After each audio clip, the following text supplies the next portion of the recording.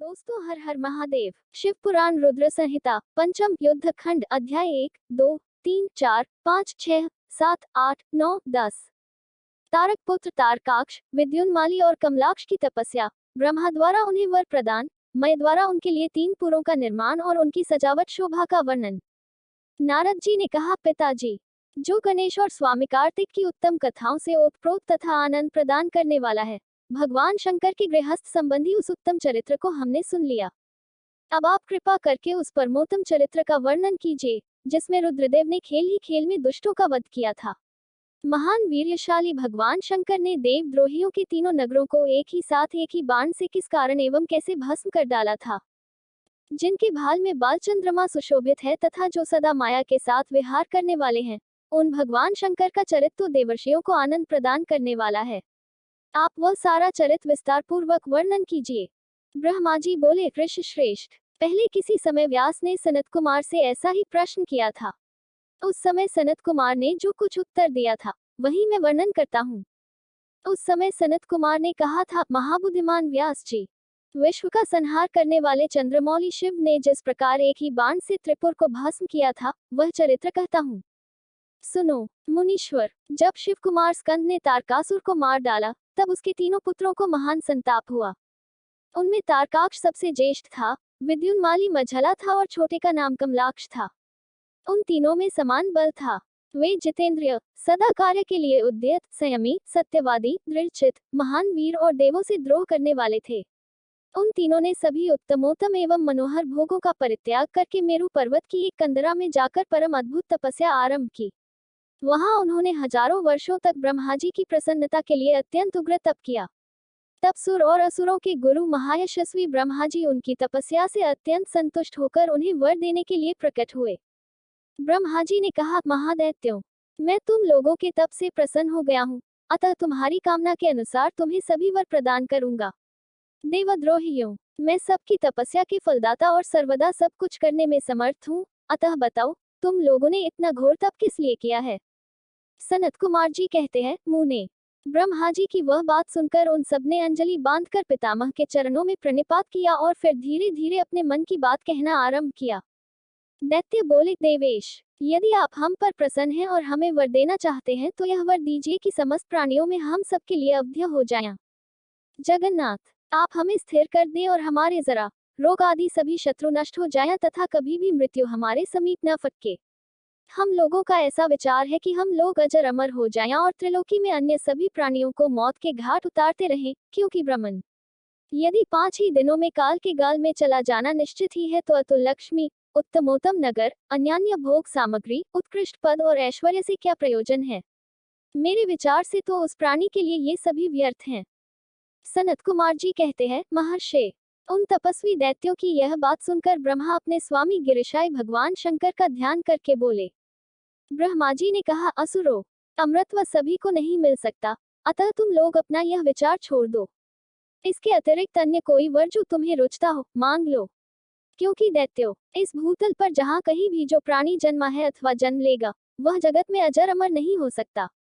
इसलिए पापरहित असुरो, तुम लोग स्वयं अपनी बुद्धि से विचार कर मृत्यु की वंचना करते हुए कोई ऐसा दुर्लभ एवं दुसाध्य वर मांग लो, जो देवता और असुरों के लिए अशक्य हो।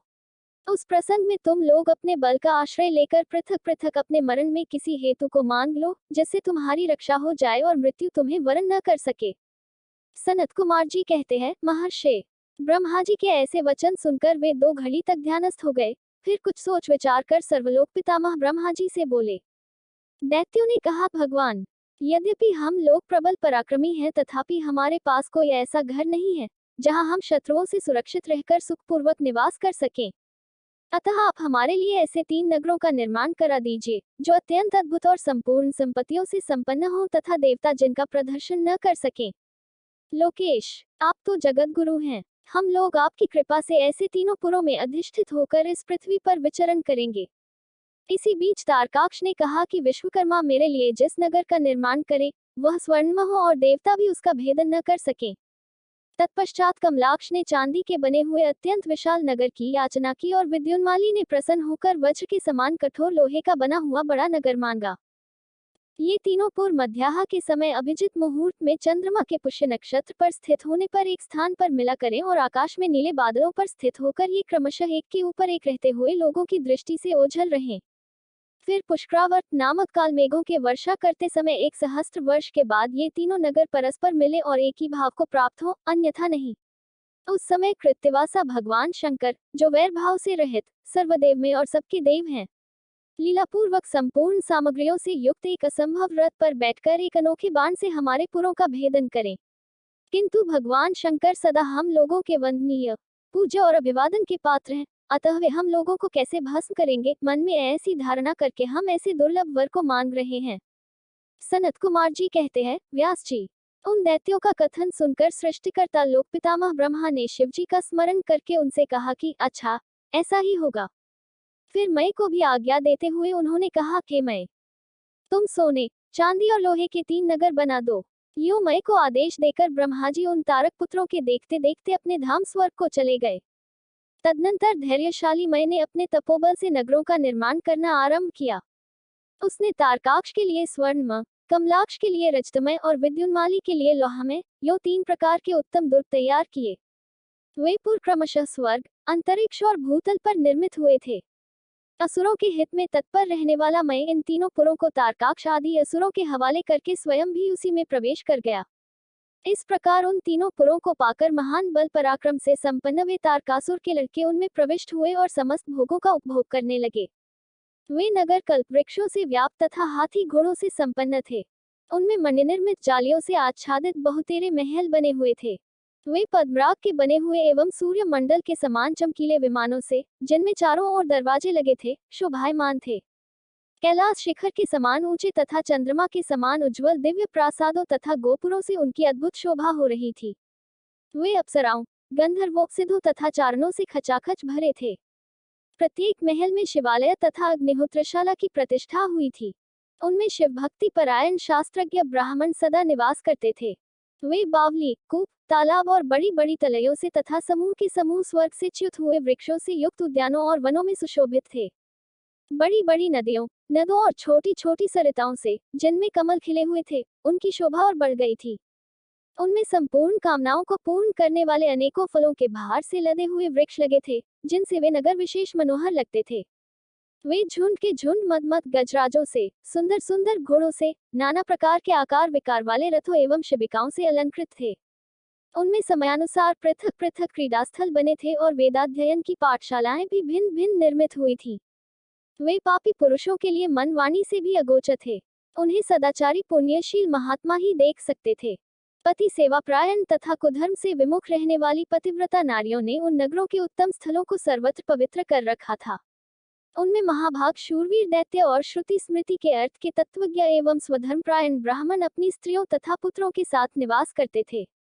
उनमें मय द्वारा सुरक्षित ऐसे सुदृढ़ पराक्रमी वीर भरे हुए थे, जिनके केश नील कमल के समान नीले और घुंघराले थे। वे सभी सुशिक्षित थे, जिससे उनमें सदा युद्ध की लालसा भरी रहती थी। वे बड़े बड़े समरों से प्रेम करने वाले थे। ब्रह्मा और शिव का पूजन करने से उनके पराक्रम विशुद्ध थे। वे सूर्य, मरुद्गण और महेंद्र के समान बली थे और देवताओं के मथन करने वाले थे। वेदों, शास्त्रों और पुराणों में जिन जिन धर्मों का वर्णन किया गया है, वे सभी धर्म और शिव के प्रेमी देवता वहां चारों ओर व्याप्त थे। उन नगरों में प्रवेश करके वे दैत्य सदा शिव भक्ति निरत होकर सारी त्रिलोकी को बाधित करके विशाल राज्य का उपभोग करने लगे।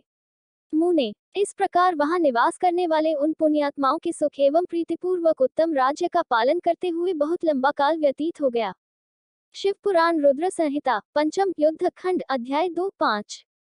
तारक पुत्रों के प्रभाव से संतप्त हुए देवों की ब्रह्मा के पास करुण पुकार, ब्रह्मा का उन्हें शिव के पास भेजना, शिव की आज्ञा से देवों का विष्णु की शरण में जाना और विष्णु का उन दैत्यों को मोहित करके उन्हें आचार भ्रष्ट करना।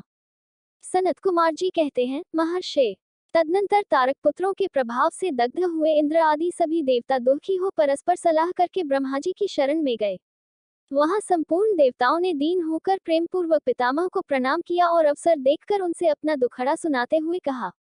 देवता बोले, धात त्रिपुरों के स्वामी तारक पुत्रों ने तथा मयासुर ने समस्त स्वर्गवासियों को संतप्त कर दिया है। इसीलिए हम लोग दुखी होकर आपकी शरण में आए हैं। आप उनके वध का कोई उपाय कीजिए, जिससे हम लोग सुख से रह सकें। ब्रह्मा जी ने कहा, देवगणों, तुम्हें उन दानवों से विशेष भय नहीं करना चाहिए। मैं उनके वध का उपाय बतलाता हूँ। भगवान शिव तुम्हारा कल्याण करेंगे। मैंने ही इन दैत्यों को बढ़ाया है, अतः मेरे हाथों इनका वध होना उचित नहीं। साथ ही त्रिपुर में इनका पुण्य भी वृद्धिंगत होता रहेगा। अतः इंद्र सहित सभी देवता शिवजी से प्रार्थना करें। वे सर्वाधीश यदि प्रसन्न हो जाएंगे तो वे ही तुम लोगों का कार्य पूर्ण करेंगे। सनत कुमार जी कहते हैं, व्यास जी, ब्रह्मा जी की यह वाणी सुनकर इंद्र सहित सभी देवता दुखी हो उस स्थान पर गए जहाँ वृषभध्वज शिव आसीन थे। तब इन सबने अंजलि बांधकर देवेश्वर शिव को भक्तिपूर्वक प्रणाम किया और कंधा झुकाकर लोगों के कल्याणकर्ता शंकर का स्तवन किया।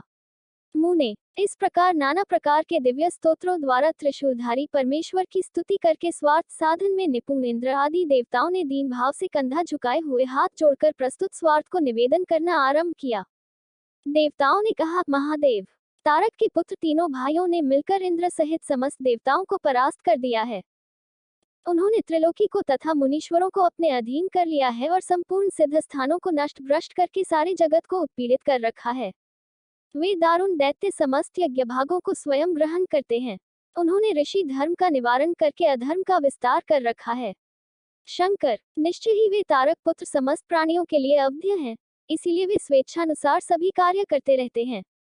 प्रभो, ये त्रिपुरा निवासी दारुण दैत्य जब तक जगत का विनाश न कर डालें, उसके पहले ही आप किसी ऐसी नीति का विधान करें जिससे इसकी रक्षा हो सके। सनत कुमार जी कहते हैं, मुने, यो भाषण करते हुए उन स्वर्गवासी इंद्रादि देवों की बात सुनकर शिवजी उत्तर देते हुए बोले। शिवजी ने कहा, देवगण, इस समय वे त्रिपुराधीश महान पुण्य कार्यों में लगे हुए हैं और ऐसा नियम है कि जो पुण्यात्मा हो उस पर विद्वानों को किसी प्रकार भी प्रहार नहीं करना चाहिए। मैं देवताओं के सारे महान कष्टों को जानता हूँ, फिर भी वे दैत्य बड़े प्रबल हैं, अतः देवता और असुर मिलकर भी उनका वध नहीं कर सकते। ये तारक पुत्र सब के सब पुण्य संपन्न हैं, इसलिए उन सभी त्रिपुरवासियों का वध दुसाध्य है। यद्यपि मैं रणकर्कश हूँ, तथापि जानबूझकर मैं मित्रद्रोह कैसे कर सकता हूँ? क्योंकि पहले किसी समय ब्रह्मा जी ने कहा था कि मित्रद्रोह से बढ़कर दूसरा कोई बड़ा पाप नहीं है। सत्पुरुषों ने ब्रह्म हत्यारे, शराबी, चोर तथा व्रत भंग करने वाले के लिए प्रायश्चित का विधान किया है, परंतु कृतघ्न के उद्धार का कोई उपाय नहीं है। देवताओं, तुम लोग भी तो धर्मज्ञ हो, अतः धर्म दृष्टि से विचार कर तुम ही बताओ कि जब वे दैत्य मेरे भक्त हैं, तब मैं उन्हें कैसे मार सकता हूँ? इसलिए अमरो, जब तक वे दैत्य मेरी भक्ति में तत्पर हैं, तब तक उनका वध असंभव है। तथापि तुम लोग विष्णु के पास जाकर उनसे यह कारण निवेदन करो। तदनंतर देवगण भगवान विष्णु के समीप गए और उनके द्वारा ऐसी व्यवस्था की गई कि जिससे वे असुर शैव सनातन धर्म से विमुख होकर सर्वथा अनाचार परायण हो गए। वैदिक धर्म का नाश होने से वहां स्त्रियों ने पातिव्रत धर्म छोड़ दिया, पुरुष इंद्रियों के वश हो गए। यूं स्त्री पुरुष सभी दुराचारी हो गए। देवाराधन, श्राद्ध, यज्ञ, व्रत, तीर्थ, शिव विष्णु सूर्य गणेश आदि का पूजन, स्नान, दान आदि सभी शुभ आचरण नष्ट हो गए। तब माया तथा अलक्ष्मी इन पुरों में जा पहुंची। तब से प्राप्त लक्ष्मी वहां से चली गई। इस प्रकार वहां अधर्म का विस्तार हो गया।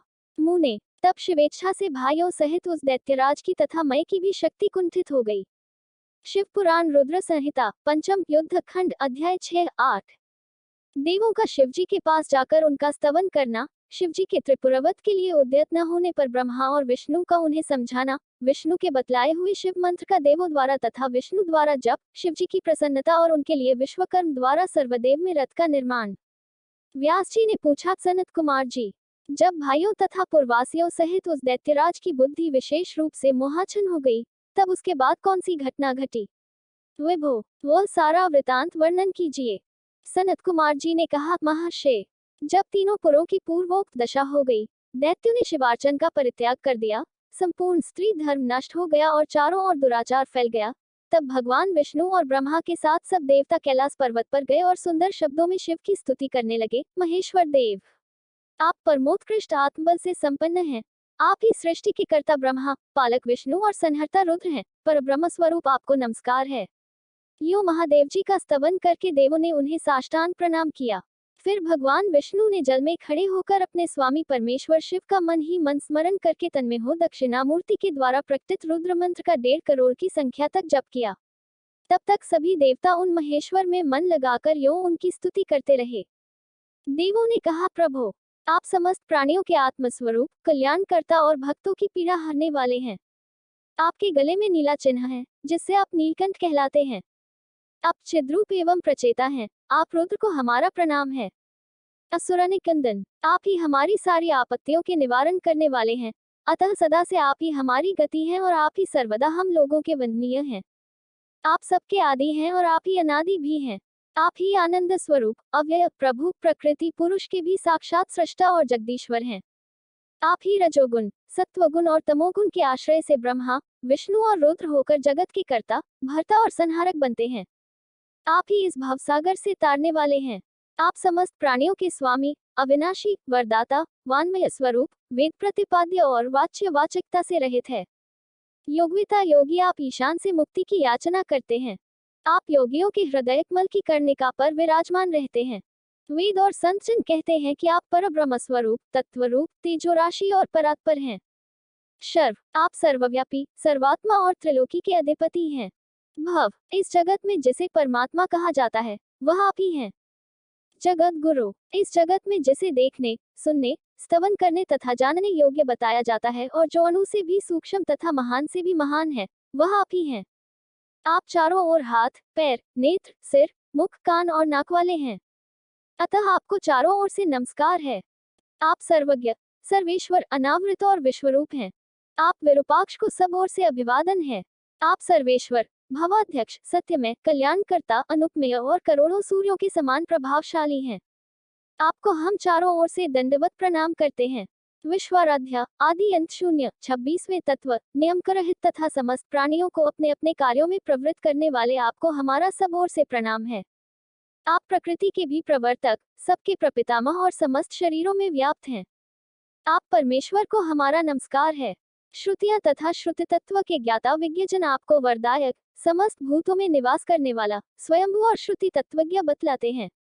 नाथ, आपने जगत में अनेकों ऐसे कार्य किए हैं जो हमारी समझ से परे हैं। इसीलिए देवता, असुर, ब्राह्मण और अन्यान्य स्थावर जंगम भी आपकी ही स्तुति करते हैं। शंभो, त्रिपुरवासी दैत्यों ने हमें प्रायः नष्ट सा कर डाला है। अतः आप शीघ्र ही उन असुरों का विनाश करके हमारी रक्षा कीजिए। क्योंकि देववल्लभ, हम देवों के एकमात्र आप ही गति हैं। परमेश्वर, इस समय वे आपकी माया से मोहित हो गए हैं। अतः प्रभो, ये भगवान विष्णु द्वारा बताई हुई युक्ति के चक्र में फंसकर सारा धर्म कर्म छोड़ बैठे हैं।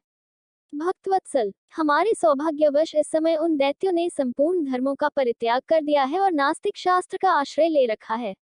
शरणदाता, आप सदा से देवताओं का कार्य करते आए हैं, इसीलिए आज भी हम लोग आपके शरणापन्न हुए हैं। अब आपकी जैसी इच्छा हो वैसा कीजिए। सनत कुमार जी कहते हैं, मुनिव, इस प्रकार महेश्वर का स्तवन करके देवगण दीन भाव से अंजलि बांधकर सामने खड़े हो गए। उस समय उनके मस्तक झुके हुए थे। इस प्रकार जब सुरेंद्र आदि देवों ने महेश्वर की स्तुति की और विष्णु ने ईशान संबंधी मंत्र का जप किया, तब सर्वेश्वर भगवान शिव प्रसन्न हो गए और वृष पर सवार हो वहीं प्रकट हो गए। उस समय पार्वतीपति शिव का मन प्रसन्न था। उन्होंने नंदीश्वर की पीठ से उतरकर विष्णु का आलिंगन किया और फिर वे नंदी पर हाथ टेककर खड़े हो गए और संपूर्ण देवताओं की ओर कृपा भरी दृष्टि से देखकर गंभीर वाणी में श्रीहरि से बोले। शिवजी ने कहा, देवश्रेष्ठ, उन अधर्मनिष्ठ दैत्यों के तीनों पुरों को मैं नष्ट कर डालूंगा, इसमें संशय नहीं है। परंतु वे महादैत्य मेरे भक्त थे और उनका मन सुदृढ़ रूप से मुझ में लगा रहता था। अतः यद्यपि इस समय उन्होंने व्याजवश उत्तम धर्म का परित्याग कर दिया है, तथापि क्या वे मेरे ही द्वारा मारने योग्य हैं?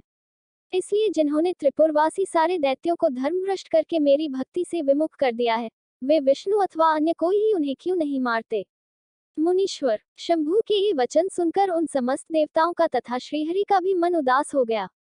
जब सृष्टिकर्ता ब्रह्मा ने देखा कि देवताओं और विष्णु के मुख पर उदासी छा गई है, तब उन्होंने हाथ जोड़कर शंभू से कहना आरंभ किया।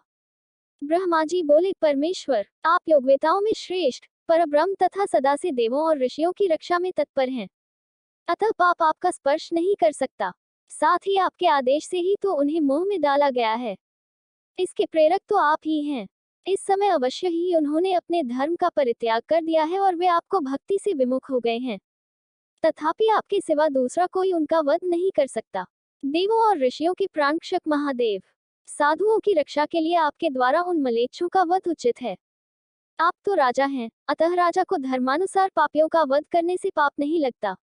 इसलिए इस कांटे को उखाड़कर साधु ब्राह्मणों की रक्षा कीजिए।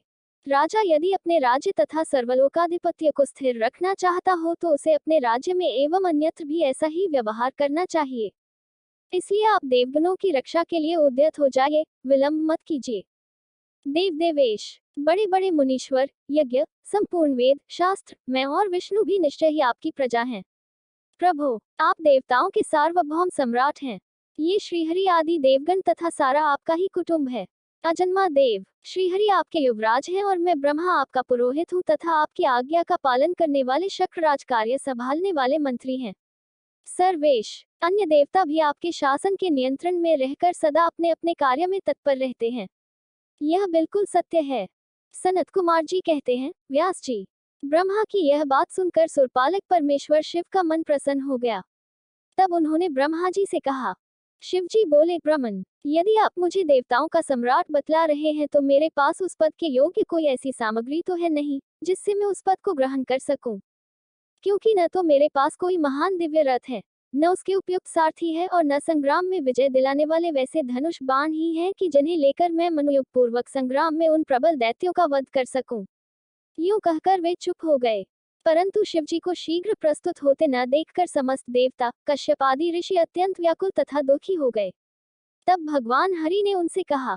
भगवान विष्णु बोले, देवों तथा मुनियों, तुम लोग क्यों दुखी हो रहे हो? तुम्हें अपने सारे दैत्य का परित्याग कर देना चाहिए। अब तुम सब लोग आदरपूर्वक मेरी बात सुनो। देवगण, तुम ही लोग विचार करो कि महान पुरुषों की आराधना सुख साध्य नहीं होती।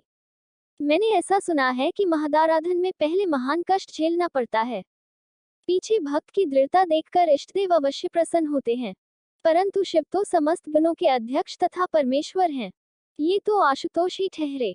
अतः पहले ओम का उच्चारण करके फिर नमः का प्रयोग करे। फिर शिवाय कहकर 2 बार शुभम का उच्चारण करे। उसके बाद 2 बार कुरु का प्रयोग करके फिर शिवाय नमः ओम जोड़ दे। ऐसा करने से ओम नमः शिवाय शुभन शुभन कुरु कुरु शिवाय नमः ओम यह मंत्र बनता है। बुद्धि विशारदो, यदि तुम लोग शिव की प्रसन्नता के लिए इस मंत्र का पुनः 1 करोड़ जप करोगे तो शिवजी अवश्य तुम्हारा कार्य पूर्ण करेंगे। मुने, प्रभावशाली श्रीहरि ने जब यूं कहा, तब सभी देवता पुनः शिवाराधन में लग गए। श्रीहरि भी देवों तथा मुनियों के कार्य की सिद्धि के हेतु शिव में मन लगाकर विशेष रूप से विधिपूर्वक जप में तत्पर हो गए। मुनिश्रेष्ठ, इधर देवगण धैर्य संपन्न हो बारंबार शिव शिव यो उच्चारण करते हुए 1 करोड़ जप करके सामने खड़े हो गए। इसी समय स्वयं शिव पूर्वोक्त स्वरूप धारण करके प्रकट हो गए और यूं कहने लगे। श्री शिव जी बोले, हरे देवगण तथा उत्तम व्रत का पालन करने वाले मुनियों, मैं तुम लोगों के इस जप से प्रसन्न हो गया हूँ, अतः अब तुम लोग अपना मनोवांछित वर मांग लो। देवताओं ने कहा, देवाधिदेव, कल्याणकर्ता जगदीश्वर, यदि आप हम पर प्रसन्न हैं तो देवों की विकलता का विचार करके शीघ्र ही त्रिपुर का संहार कर दीजिए। परमेश्वर, आप दीनबंधु तथा कृपा की खान हैं। आपने ही सदा से हम देवताओं की बारंबार विपत्तियों से रक्षा की है, अतः इस समय भी आप हमारी रक्षा कीजिए। सनत कुमार जी कहते हैं, तब ब्रह्मा और विष्णु सहित देवों की वह बात सुनकर शिवजी मन ही मन प्रसन्न हुए और पुनः इस प्रकार बोले। महेश्वर ने कहा, हरे देवगण तथा मुनियों, अब त्रिपुर को नष्ट हुआ ही समझो। तुम लोग आदरपूर्वक मेरी बात सुनो।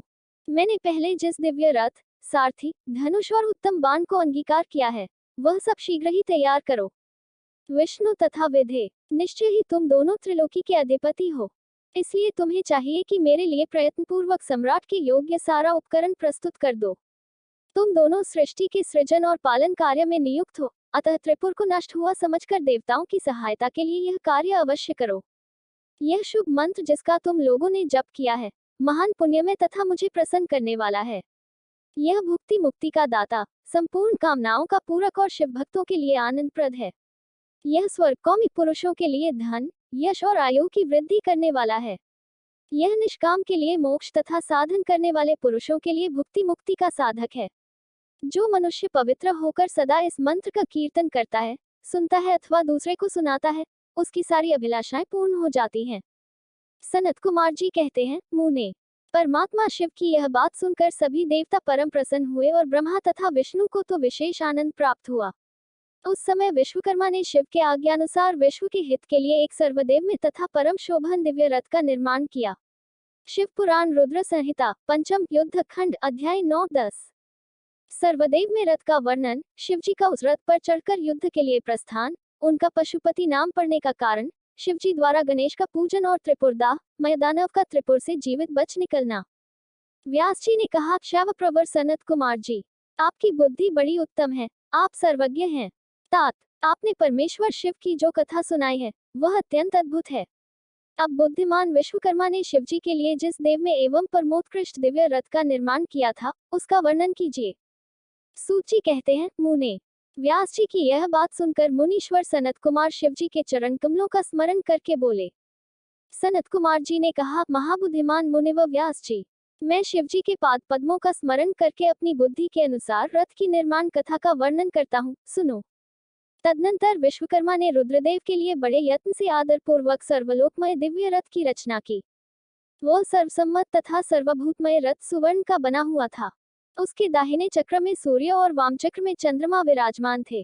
दाहिने चक्र में 12 हरे लगे हुए थे, जिनमें 12 सूर्य प्रतिष्ठित थे, और बायां पहिया 16 हरों से युक्त था, जिनमें चंद्रमा की 16 कलाएं विराजमान थीं। उत्तम व्रत का पालन करने वाले विपेंद्र, अश्विनी आदि सभी 27 नक्षत्र भी उस वाम चक्र की हो शोभा बढ़ा रहे थे। विप्रश्रेष्ठ, चाहो ऋतुएं उन दोनों पहियों की नेमी बनी। अंतरिक्ष रथ का अग्रभाग हुआ और मंद्राचल ने रथ की बैठक का स्थान ग्रहण किया। उदयाचल और अस्ताचल ये दोनों उस रथ के कुबर हुए। महामेरु अधिष्ठान हुआ और शाखा पर्वत उसके आश्रय स्थान हुए। संवत्सर उस रथ का वेग, उत्तरायण और दक्षिणायन दोनों लोहधारक, मुहूर्त बंधुर रस्सा कलाएं उसकी कीलें हुई। काष्ठाएं उसका घोना, नासिकारूप अग्रभाग क्षणक्षदंड, निमेष नुकर्ष नीचे का काष्ठ और लवीशादंड हुए। द्युलोक इस रथ का वौथ, ऊपरी पर्दा तथा स्वर्ग और मोक्ष ध्वजाएं हुई। अभ्रमो ऐरावत की पत्नी और कामधेनु जोए के अंतिम छोर पर स्थित हुए। अव्यक्त प्रकृति उसका ईशादंड, बुद्धि नद्वल, अंधकार कोना और पंचमहाभूत उसका बल थे। मुनिश्रेष्ठ, इंद्रियां उसे चारों ओर से विभूषित कर रही थी और श्रद्धा उस रथ की चाल थी। उस समय वेदों के छहों अंग ही उसके भूषण और पुराण, न्याय, मीमांसा तथा धर्मशास्त्रोपभूषण हुए। संपूर्ण शुभ लक्षणों से युक्त बल संपन्न श्रेष्ठ मंत्र घंटा के स्थानापन हुए और वर्ण तथा आश्रम उसके पाद बने। सहस्त्र फनों से सुशोभित शेषनाग बंधन रज्जु हुए और दिशाएं तथा उपदिशाएं उसके पाद बनी। पुष्कर आदि तीर्थों ने रत्न जटित स्वर्णमा पताकाओं का स्थान ग्रहण किया और चारों समुद्र उस रथ के आच्छादन वस्त्र बने। गंगा आदि सभी श्रेष्ठ सरिताओं ने सुंदरी स्त्रियों का रूप धारण किया और समस्त आभूषणों से विभूषित हो हाथ में चंवर लिए यत्र तत्र स्थित होकर ये रथ की शोभा बढ़ाने लगी। आवह आदि सातों वायुओं ने स्वर्ण उत्तम सोपान का काम संभाला। लोकालोक पर्वत उसके चारों ओर का उपसोपान और मानस आदि सरोवर उसके सुंदर बाहरी विषम स्थान हुए। सारे वर्षाचल उसके चारों ओर के पाश बने और नीचे के लोकों के निवासी उस रथ का तल भाग हुए। देवाधिदेव भगवान ब्रह्मा लगाम पकड़ने वाले सारथी हुए और ब्रह्मदेवत ओमकार उन ब्रह्मदेव का चाबुक हुआ। आकार ने विशाल छत्र का रूप धारण किया। मंद्राचल पार्श्व भाग का दंड हुआ। शैलराज हिमालय धनुष और स्वयं नागराज शेष उसकी प्रत्यंचा बने।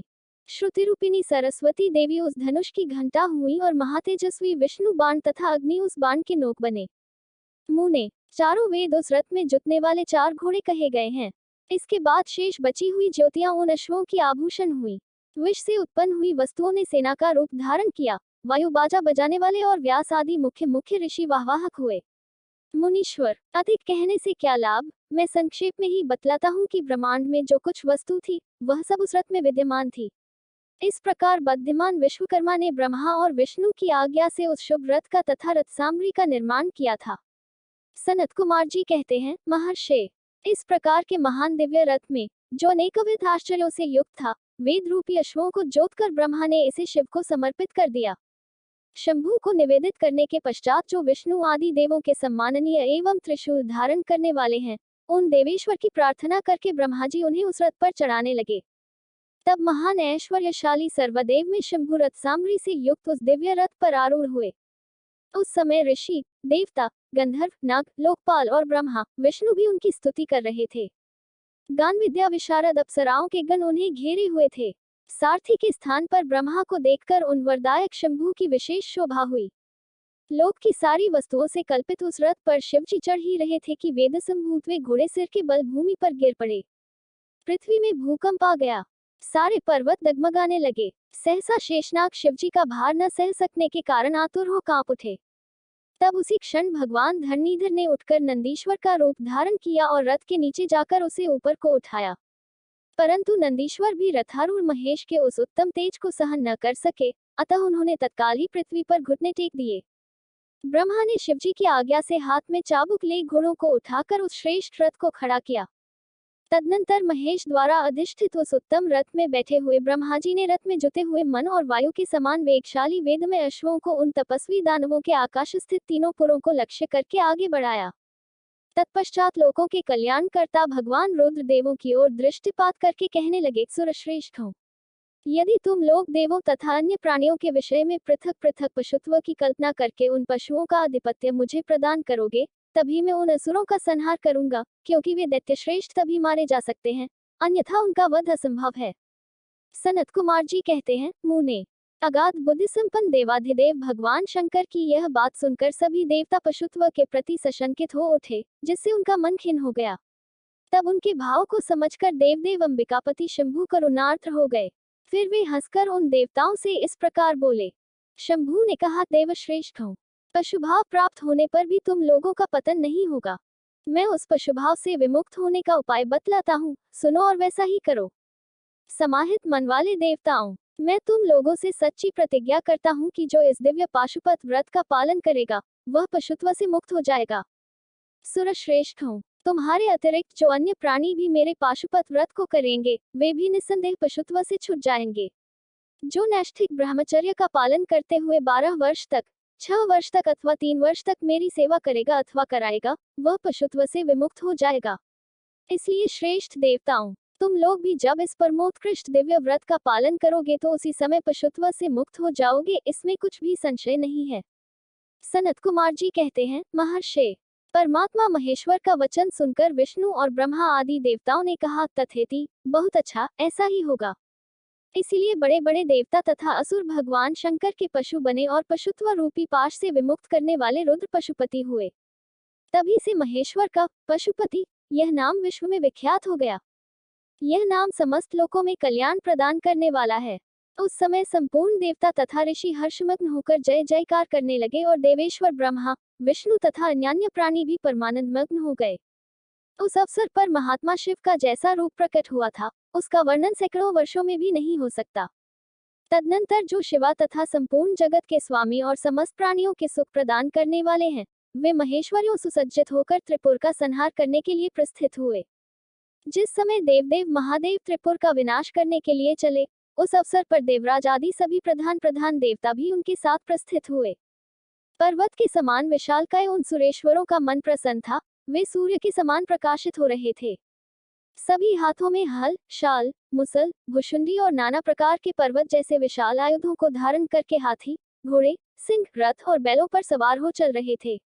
उस समय जिनके शरीर परम प्रकाशमान थे और मन महान उत्साह से संपन्न थे तथा जो नाना प्रकार के अस्त्र शस्त्रों से सुसज्जित थे, वे इंद्र, ब्रह्मा और विष्णु आदि देव शंभु की जय जयकार बोलते हुए महेश्वर के आगे आगे चले। सभी दंडी एवं जटाधारी मुनि हर्ष मनाने लगे और आकाशचारी सिद्ध तथा चारण पुष्पों की वृष्टि करने लगे। विपेंद्र, त्रिपुर की यात्रा करते समय जितने गणेश्वर शिवजी के साथ थे, उनकी गणना करके कौन पार पा सकता है। तथापि मैं कुछ का वर्णन करता हूँ। समस्त गणराजों में श्रेष्ठ भृंगी गणेश्वरों तथा देवगणों से घिरकर विमान पर आरूढ़ हो महेंद्र की भांति त्रिपुर का विनाश करने के लिए चले। उनके साथ साथ केश, विगतबास, महाकेश, महाज्वर, सोमवल्ली, सवर्ण, सोमप, सनक, सोमद्रिक, सूर्यवर्चा, सूर्यप्रक्षणिक, सूर्याक्ष, सूर्यनामा, सुर, सुंदर, प्रस्कंद, कुंदर, चंड, कंपन, अतिकंपन, इंद्र, इंद्रजय, यंता, हिमकर, शताक्ष, पंचाक्ष, सहस्त्राक्ष, महोदर, सतीजहु, शतास्य, रंक, कर्पूरपुतन, द्विशिख, त्रिशिख, अहंकार कारक, अजवक्त्र, अष्टवक्त्र, हयवक्त्र, अर्धवक्त्र आदि बहुत से अप्रमेय बलशाली वीर गणाध्यक्ष लक्ष्य लक्षण की परवाह न करते हुए महेश्वर को घेर कर चल रहे थे। व्यास जी, तदनंतर महादेव शंभु संपूर्ण सामग्रियों सहित उस रथ पर स्थित हो उन सुरद्रोहियों के तीनों पुरों को पूर्णतया दग्ध करने के लिए उद्यत हुए। उन्होंने रथ के शीर्ष स्थान पर स्थित हो उस महान अद्भुत धनुष पर प्रत्यंचा चढ़ाए और उस पर उत्तम बाण का संधान करके वे रोषावेश से होठ को चाटने लगे। फिर धनुष की मूठ को दृढ़तापूर्वक पकड़कर और दृष्टि में दृष्टि मिलाकर वे वहां अचल भाव से खड़े हो गए। परंतु उनके अंगूठे के अग्रभाग में स्थित होकर गणेश निरंतर पीड़ा ही पहुंचाने रहे, जिससे वे तीनों पुर त्रिशूलधारी शंकर का लक्ष्य नहीं बन सके। तब धनुष बाणधारी मुंजकेश विरूपाक्ष शंकर ने परम शोभन आकाशवाणी सुनी। उस व्योमवाणी ने कहा, ऐश्वर्यशाली जगदीश्वर, जब तक आप इन गणेश की अर्चना नहीं कर लेंगे, तब तक इन तीनों पुरों का संहार नहीं कर सकेंगे। तब ऐसी बात सुनकर अंधकारसुर के निहंता भगवान शिव ने भद्रकाली को बुलाकर गजानन का पूजन किया। जब हर्षपूर्वक विधि विधान सहित अग्रभाग में स्थित उन विनायक की पूजा की गई, तब वे प्रसन्न हो गए। फिर तो भगवान शंकर को उन तारक पुत्र महामनस्वी दैत्यों के तीनों नगर यथोक्त रूप से आकाश में स्थित दिख पड़े। इस विषय में कुछ लोग ऐसा कहते हैं कि जब शिवजी स्वयं स्वतंत्र, परब्रह्म, सगुण, निर्गुण, सबके द्वारा अलक्ष्य, स्वामी, परमात्मा, निरंजन, पंचदेव में पंचदेवों के उपास्य और परात्पर प्रभु हैं, वे ही सबके उपास्य हैं, उनका उपास्य कोई नहीं है, तब सबके वंदनीय परब्रह्म स्वरूप उन देवेश्वर महेश्वर के विषय में यह बात उचित नहीं जान पड़ती कि उनकी कार्यसिद्धि अन्य की कृपा पर अवलंबित हो। परंतु मुने, उन देवाधिदेव वरदानी महेश्वर के चरित्र में लीलावश सब कुछ घटित हो सकता है। अस्तु, इस प्रकार जब गणाधिप का पूजन करके महादेव जी स्थित हुए, तब वे तीनों पुर कालवश शीघ्र ही एकता को प्राप्त हो गए। मुने, उन त्रिपुरों के परस्पर मिलकर एक हो जाने पर महान आत्मबल से संपन्न देवताओं को महान हर्ष हुआ। तब संपूर्ण देवगण, सिद्ध और परमर्षि अष्टमूर्तिधारी शिव की स्तुति करके उच्च स्वर से जय जयकार करने लगे। उस समय ब्रह्मा और जगदीश्वर विष्णु ने कहा, महेश्वर, तारक के पुत्र उन त्रिपुर निवासी दैत्यों के वध का समय भी आ गया है। विभो, इसीलिए ये पुर एकाता को प्राप्त हो गए हैं। अतः देवेश, जब तक ये त्रिपुर पुनः विलग हो उसके पहले ही आप बाण छोड़कर इन्हें भस्म कर डालिए और देवताओं का कार्य सिद्ध कीजिए। मुने, तदनंतर शिवजी ने धनुष्य की डोरी चढ़ाकर उस पर पूज्य पाशुपतास्त्र नामक बाण का संधान किया और उसे वे त्रिपुर पर छोड़ने का विचार करने लगे। शंकर जी ने जिस समय अपने अद्भुत धनुष को खींचा था, उस समय अभिजित मुहूर्त चल रहा था। उन्होंने धनुष की टंकार तथा दुसल सिंहनाद करके अपना नाम घोषित किया और उन महासुरों को ललकार कर करोड़ों सूर्यों के समान प्रकाशमान उस भीषण बाण को उन पर छोड़ दिया। तब जिसके नोक पर अग्निदेव प्रतिष्ठित थे और जो विशेष रूप से पाप का विनाशक तथा विष्णुमय था, उस महान जाज्वल्यमान शीघ्रगामी बाण ने उन त्रिपुर निवासी दैत्यों को दग्ध कर दिया। तत्पश्चात वे तीनों पुर भी भस्म हो गए और एक साथ ही चारों समुद्रों रूपी मेखला वाली भूमि पर गिर पड़े। उस समय शिवजी की पूजा का अतिक्रमण कर देने के कारण सैकड़ों दैत्य उस बाण स्थित अग्नि से जलकर हाहाकार मचा रहे थे। जब भाइयों सहित तारकाक्ष जलने लगा, तब उसने अपने स्वामी भक्तवत्सल भगवान शंकर का स्मरण किया और मन ही मन महादेव को देखकर परम भक्तिपूर्वक नाना प्रकार से विलाप करता हुआ वह उनसे कहने लगा। तारकाक्ष बोला, भव, आप हम पर प्रसन्न हैं, यह हमें ज्ञात हो गया है। इस सत्य के प्रभाव से आप फिर कब भाइयों सहित हमको दग्ध करेंगे? जो देवता और असुरों के लिए अप्राप्य है, वह दुर्लभ लाभ हमें प्राप्त हो गया। अब जिस जिस योनि में हम जन्म धारण करें, वहां हमारी बुद्धि आपकी भक्ति से भावित रहे। मुने, यूं वे दैत्य विलाप कर ही रहे थे कि शिवजी की आज्ञा से उस अग्नि ने उन्हें अद्भुत रीति से जलाकर राख की ढेरी बना दिया। व्यास जी और भी जो बालक और वृद्ध दानव थे, वे शिवाज्ञानुसार उस अग्नि द्वारा शीघ्र ही जलकर भस्म हो गए। यहाँ तक कि उन त्रिपुरों में जितनी स्त्रियां और पुरुष थे, वे सब के सब उस अग्नि से उसी प्रकार दग्ध हो गए जैसे कल्पांत में जगत भस्म हो जाता है। उस समय उस भीषण अग्नि से कोई भी स्थावर जंगम बिना जले नहीं बचा, किंतु असुरों का विश्वकर्मा अविनाशी मय बच गया, क्योंकि वह देवों का अविरोधी, शंभु के तेज से सुरक्षित और सद्भक्त था। विपत्ति के अवसर पर भी वह महेश्वर का शरणागत बना रहता था। जिन दैत्यों तथा अन्य प्राणियों का भाव अभाव अथवा कृत अकृत के प्राप्त होने पर नाशकारक पतन नहीं होता, वे विनाश से बचे रहते हैं। इसलिए सत्पुरुषों को अत्यंत संभावित उत्तम कर्म के लिए ही प्रयत्न करना चाहिए, क्योंकि निंदित कर्म करने से प्राणी का विनाश हो जाता है। अतः गर्हित कर्म का आचरण भूलकर भी न करे। उस समय भी जो दैत्य बंधु बांधवों सहित शिवजी की पूजा के प्रभाव से दूसरे जन्म में गणों के अधिपति हो गए। दोस्तों, अगली वीडियो देखने के लिए आप चैनल सब्सक्राइब जरूर करें और लाइक करें और कमेंट करें। हर हर महादेव। दोस्तों, हर हर महादेव।